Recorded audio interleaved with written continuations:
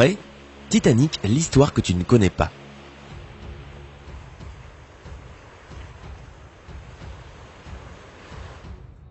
L'histoire du Titanic est une histoire qui restera à tout jamais gravée dans les mémoires. Elle a déjà inspiré des films, des documentaires et des expositions. Et tu pourrais penser que désormais, tu sais absolument tout de ce qu'il y a à savoir sur le grand navire insubmersible, qui a tristement percuté un iceberg. Mais savais-tu par exemple que le Titanic avait 2 navires jumeaux ?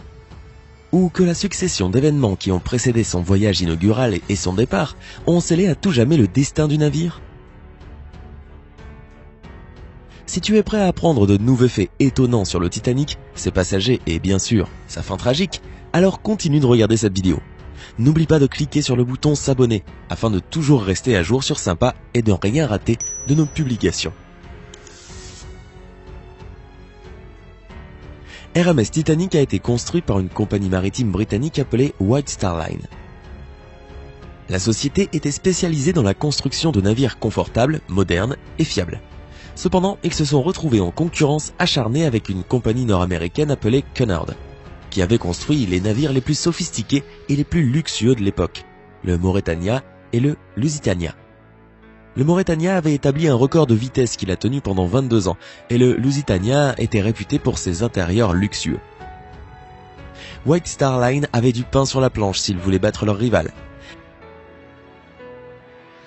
Alors afin d'écraser la concurrence, le directeur général de White Star Line, Joseph Bruce Ismay, a commandé la création de 3 énormes navires. Le Olympic, le Titanic et le Gigantic. Des foules d'ouvriers ont commencé à construire le Titanic dans un chantier naval de Belfast, en Irlande, en mars 1909, et ont réussi à l'achever 3 ans plus tard. RMS Titanic mesurait 269 mètres de longueur et était aussi haut qu'un immeuble de 17 étages. C'était à l'époque le plus grand objet mobile fabriqué par l'homme. Les gens ont été émerveillés par sa création et 100 000 personnes ont assisté à son inauguration. Le bateau était le summum du luxe. Son intérieur était inspiré par l'hôtel Ritz de Londres. Il avait toutes les commodités, un gymnase, une piscine, un hammam, un salon de coiffure et son propre journal.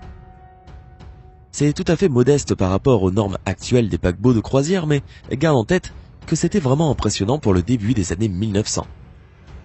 Le passager le plus riche était John Jacob Astor IV, qui avait une fortune nette estimée à environ 2 milliards de dollars selon les normes actuelles. Il voyageait avec son épouse. Il y avait aussi l'industriel Benjamin Guggenheim, l'héritière Margaret Molly Brown et le copropriétaire de Macy's Department Store, Isidore Strauss et son épouse Ida. Ils avaient payé une petite fortune pour leur voyage étant donné que les billets les plus chers valaient l'équivalent de 97 000 dollars d'aujourd'hui. La plupart des passagers cependant étaient en 3e classe. Ils étaient environ 700 et ils n'avaient payé eux que 20 dollars pour faire la traversée transatlantique. Le navire était immense, beau et très innovant pour son époque. Et pourtant, il y a eu quelques aléas logistiques qui auraient pu être évités. Le Titanic ne transportait que 20 canots de sauvetage qui, à eux tous, pouvaient accueillir 1178 personnes. Cela signifiait qu'il n'y avait des places disponibles que pour 1/3 des personnes à bord. Pour nous aujourd'hui, avoir assez de canaux de sauvetage pour tout le monde semble une évidence. Mais le Titanic avait en fait 4 bateaux de sauvetage de plus que ce qui était exigé par la loi de l'époque. Peut-être que s'il y avait eu assez de place pour tout le monde, plus de 1500 personnes n'auraient pas perdu la vie. Si l'on va plus loin, il faut signaler que tous ces gens auraient pu être épargnés si le bateau lui-même n'avait pas pris la mer. Et ça a failli être le cas. Tu vois, le jour du départ, le Titanic a presque heurté un navire qui se trouvait à moins de 1 mètre du quai. Et cela, sous les yeux de milliers de spectateurs excités venus admirer le grand Titanic faire son premier voyage, au départ de Southampton et à destination de New York le 10 avril 1912, avec 2240 passagers et membres d'équipage à bord. Si le capitaine Edward G. Smith n'avait pas évité le navire à proximité, tout le voyage aurait été annulé sur le champ, et personne ne serait mort. Si l'on va encore plus loin, il faut signaler que le Titanic n'aurait même tout simplement jamais dû être sur l'eau. Les experts ont maintenant découvert que la coque du navire avait été affaiblie par un énorme incendie qui avait fait rage pendant le processus de construction 3 semaines seulement avant la date du départ. et la compagnie White Star Line était pleinement consciente des dégâts qui avaient été faits, mais ils ont décidé de camoufler la vérité. Signe du destin, l'iceberg a justement frappé ce point faible, provoquant un énorme trou dans le navire, permettant à l'eau d'entrer et le précipitant dans les profondeurs de l'océan. Le Titanic a effectué 2 escales réussies en France et en Irlande avant de partir pour New York. Le 14 avril, l'équipage avait reçu des rapports d'autres navires, mais la route du Titanic était libre et la mer était calme. À 23h30, un guetteur a repéré un iceberg de 30 mètres de haut droit devant et a immédiatement averti le capitaine. Comme le navire se déplaçait à pleine vitesse, l'équipage ne possédait que 37 secondes pour essayer d'éviter une collision. Les moteurs du Titanic ont été inversés et le navire a fait demi-tour pour qu'il ne heurte pas l'iceberg en ligne droite. À la place, elle a éraflé la glace, ce qui a perforé une entaille de 90 mètres sur le côté de la coque du navire. Après l'impact, le capitaine a envoyé des signaux de détresse qui ont été captés par le Carpathia, l'un des navires de Cunard. Le Carpathia a immédiatement navigué à pleine vitesse à la rescousse du Titanic, tout en essayant d'éviter les icebergs. L'Olympic était en route pour New York quand il a reçu le signal de détresse du Titanic. Il a lui aussi tout de suite fait demi-tour et s'est également dépêché, mais malheureusement, il devait parcourir plus de 800 km pour l'atteindre.